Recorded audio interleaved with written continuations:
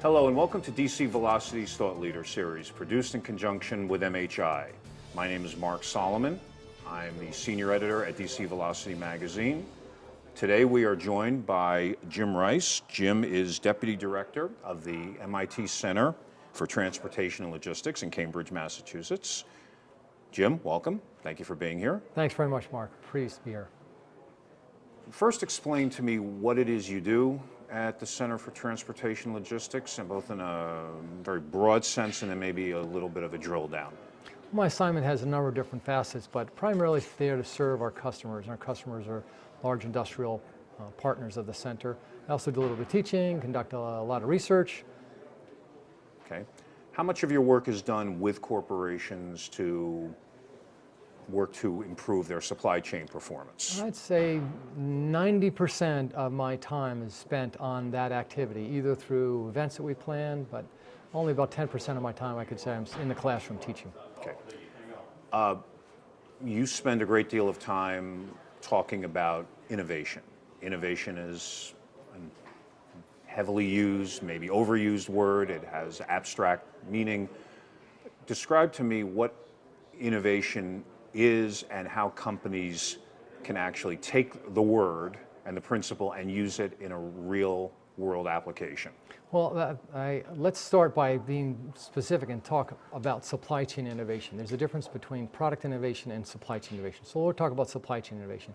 And when I think about supply chain innovation, I think about it's the combination and the recombination of known inventions and processes and methods to come up with a new way that results in a favorable outcome in cost, quality, service. Okay. Does omni-channel fulfillment reflect that principle? Well, I think omni-channel fulfillment and the source of demand represents a challenge that would provide an opportunity for companies to apply innovative approaches in their supply chain to serve those multiple points of demand that they need to satisfy. Okay. We talk about different types of innovation, disruptive innovation, and perhaps the type of innovation that the industry is accustomed to working with. Mm-hmm. What does the industry need to do to understand the latter, the disruptive innovation, and how it can master that domain? I think you characterize it properly. There's two types, sustaining and a disruptive innovation. Sustaining is what we know of as business process re-engineering, continuous improvement, all the things we've done in the supply chain for time immemorial to improve cost and service.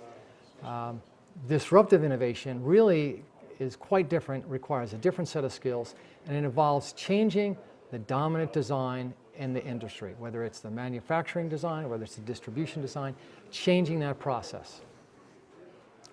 Is that a challenge for modern day executives to master? It is. It's a challenge because I don't think that most organizations have made the distinction between sustaining and disruptive innovation. Most organizations are going to be pursuing sustaining innovation. Some want that disruptive innovation, but they don't really know how to go about doing it. And what it requires is a different set of skills because you have to actually think about changing the way you do business right now. And that's critical, but most large organizations are not really willing to put their existing customers at risk. Can you give us an example of an organization that is engaged in disruptive innovation or has actually completed a cycle of disruptive innovation? Sure, I'll give you two examples, an old one and then a new one. Dell as an example. Michael Dell really challenged the dominant design in the computer industry in the 90s. Computer industry was make to order, it was make to stock and getting orders from retail locations and selling through retail. He changed every one of those and flipped them on its head. The second, what he did was he made to order, he collected orders online, and then he shipped direct. So all three aspects of that supply chain design were changed. If you think about a company like Kiva, what they have done is they've really automated the warehousing picking process by combining a lot of former technology that wasn't entirely new in ways that have been very effective. And they challenge that dominant design of the pick-to-light, it's not really just pick-to-light, but fulfillment in a warehouse to make that much more automated. Does it involve workplace management to the extent of convincing or onboarding employees that there needs to be a new way of doing things? Well, now you're talking about change management, and I think there's often a need for organizations to say, here's why we need to change. But the folks in the supply chain have always been challenged to do things better, lower cost, faster, higher quality. So that's something that's been a regular experience for supply chain practitioners. What's different is if an organization decides to pursue disruptive innovation, you really need people who can identify the dominant design in their domain and then come up with ways to challenge that. Okay. Last question. Are you optimistic that organizations in general will be able to make this ambitious effort work? Absolutely. I mean, there's tons of examples out there of organizations that are doing things new and differently to come up with new models. And you can look in organizations like Uber and Lyft and Ship and Shipster. They're combining lots of known practices in ways that are innovative that are going to change the way that, in this case, packages are delivered or people are delivered. Thank you very much. You're welcome. Thanks, Mark. Thank you.